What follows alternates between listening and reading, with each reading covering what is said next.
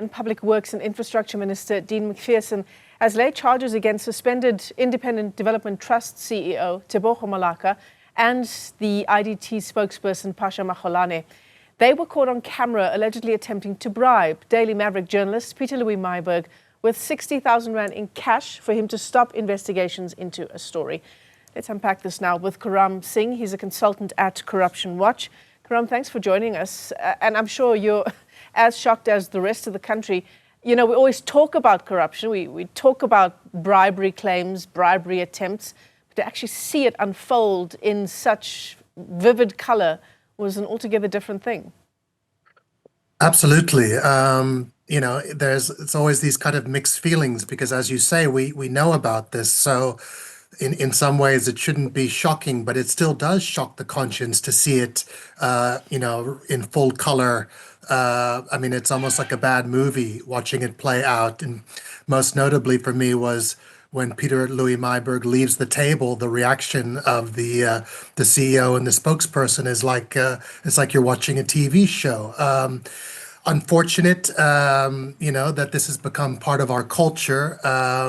We can't normalize it, Michelle. We have to continue to be shocked by this, and we have to, you know, translate that outrage now into action that leads to consequences and accountability. And linked to that sort of brazen question, the brazenness and the nature of this exchange, what was intended to be an exchange, is that it was so brazen and it looked like something. All right, we're perhaps getting into the domain of speculating here, but it certainly looked like something that has been done before. I mean, I think that's right, and I think this is what the minister alluded to as well. The ease at which a public official can take a purse, you know, filled with tens of thousands of rands in cash, on the you know, also, you know, with the assumption that this is a journalist who would take that money and then their scheme of suppressing this story would succeed. I think we can't speculate about these individuals without having concrete facts, but certainly the video is evidence of this. And I think the question now must go to the media, you know, and to journalists to say, are there others, you know, within the media community that are brave enough to come forward to say, yes, you know, they do know about these types of schemes, and they do know about money slushing around to ensure that the media doesn't follow certain leads or that certain stories get killed. Yeah, and that's an appeal that was made by the minister outside the police station in Cape Town just earlier today as well. The other irony of the story, Karam, is if our viewers have watched the video, there is some audio attached to the video as well. You can hear the suspended CEO, and again, we need to cover ourselves and say, you know, if this is legitimate and if indeed it is the voice of the CEO. But the irony is that she then, you can hear her talking about the fact that she has kids, that she has sickly parents. It's such a sad and ridiculous irony because that is the work of the IDT, right? It's social infrastructure for communities that need it the most. You know, there was a recent UN statement that spoke about corruption being a gross violation of human rights. And I think, you know, we always talk about the nexus between corruption and human rights and service delivery. And, you know, we see it all on display here. If you look at the IDT, what its mandate is, what it's supposed to do in terms of project management and, you know, pursuing funding of cases in health and education. You know, there's the previous scandal involving the suspended CEO around the oxygen tanks, you know, and the fact that the costs were unbelievably inflated in terms of that procurement. So yeah, the irony is dripping, it's rich. But let's look at those justifications. I mean, is this really where we've come to as a society to say, well, you know, my life is hard, so therefore I can cut corners, I can commit fraud, you know, because, you know, that's just the way it is out there. You know, it's the law of the jungle. You know, that in a constitutional democracy, in a society that respects the rule of law, these kinds of motivations must be outed, and we can't accept it at all as anything close to a justification. So the IDT board now obviously has a massive job, because what it needs to do now, and I suppose we need to say that the IDT has existed for a long time. Perhaps it's only now in sort of the public domain, but they've done work for a very long time.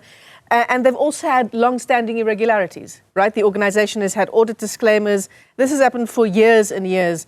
The minister talking about a network aided and abetted by political parties, and he says by members of the media. So this new board of the IDT now, what it has to do is a huge job. It now has to go back to every single contract, tender, conversation, agreement that Tebogo Malaka was involved in. This requires an independent forensic audit of the highest order, a criminal audit, a type of forensic investigation that we would expect the Hawks could do, that we certainly know that the SIU could do. I see the minister, earlier in the year brought PwC in to do an investigation.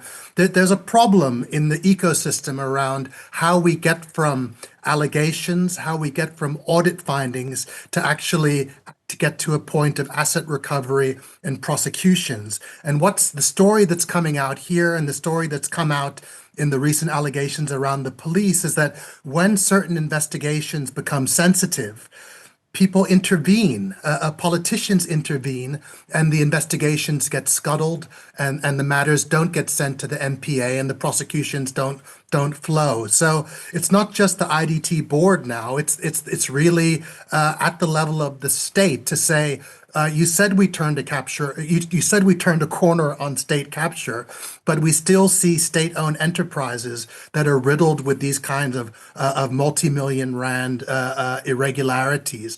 What are we going to do to put an end to this once and for all? So yeah, I mean, there's a lot of challenges here. And it raises real questions about how deep is the rot, and are we dealing with a kind of political conspiracy here involving a range of different political actors? And that's certainly what the minister seemed to be alluding to. I mean, that's the other issue that the investigative journalist involved in this story, Peter Louis Myburgh, said was in the precursor, the sort of conversations that he had before this in-person meeting in Stellenbosch. The offer was made to him to find a contractor. It was said to him, give me a contractor and I will ensure that a contract is awarded to them. So you get a sense, not even a sense, it's very clear there that it doesn't matter what your qualifications are, whether you are fit to do a particular job. It really is just about who you know. And who's getting offered these kinds of deals? Are independent investigative journalists, are forensic investigators being offered deals?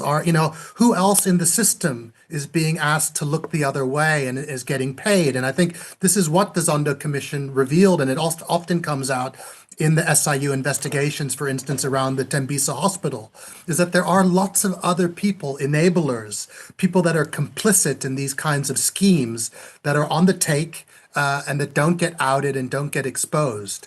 I mean, to think that somebody as prominent as Peter Louis Myburgh, the author of The Gangster State, the primary investigative journalist that brought us the allegations against Ace Makashula, could be bought for 60,000 rand, is quite extraordinary. The brazenness of what he's called the skullduggery really does boggle the mind.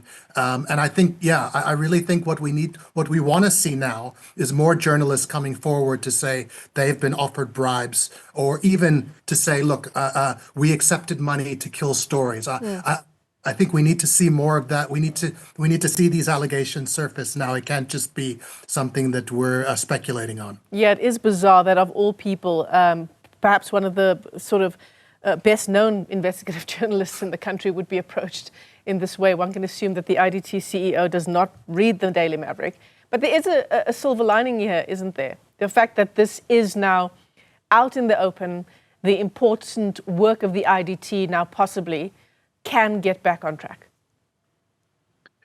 Yes, of course. The IDT has a mandate. It's an important mandate. It's the importance of its mandate and the role that it's supposed to play. Uh, it can't be nullified by this kind of drama that's unfolding. But it's concerning. Amabungani, Daily Maverick have been on this story for well over over a couple of years. That it takes something as dramatic and extreme as this for it to hit the headlines. We can't say that we're winning the war against corruption or that we've turned a corner on state capture if these types of facts now are clear in terms of an SOE like the IDT. The rot's got to go deeper, and we need to be more proactive in terms of ensuring that the audit findings and the irregularities are addressed before the corruption becomes sort of interwoven and systemic in this way. Yeah, absolutely. Karam Singh is a consultant with Corruption Watch. As always, a pleasure talking to you, Karam. Thanks for joining us this afternoon.